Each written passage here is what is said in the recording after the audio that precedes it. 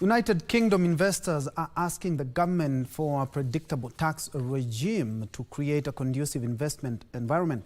British Deputy High Commissioner to Kenya Leigh Stubblefield says there is need to streamline the tax regime in the country to improve investor confidence.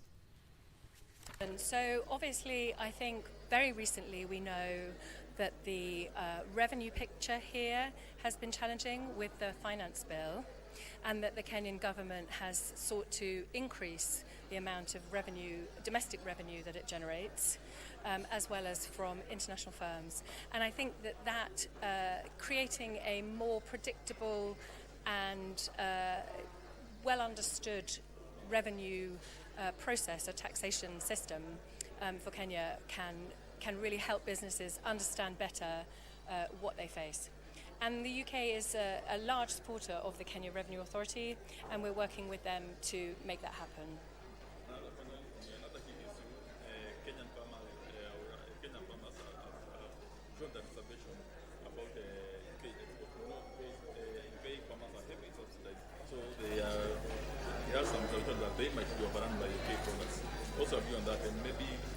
Oh, I'm very sorry, that's slightly outside of my area of expertise, but I have a good colleague here from the Department of Farming and Rural Affairs, and I will refer that back to you. My apologies, I don't know the answer to that question. So you are calling for a predictable tax regime in the UK? Yes, I think a predictable tax regime would definitely help. So, and how many companies have shown willingness to work in Kenya, to relocate to maybe say subsidiaries in Kenya?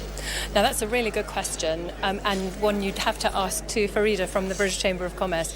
I know we have about 150 British businesses already working here. It's quite difficult because they're not just British, obviously, they're multinational organisations.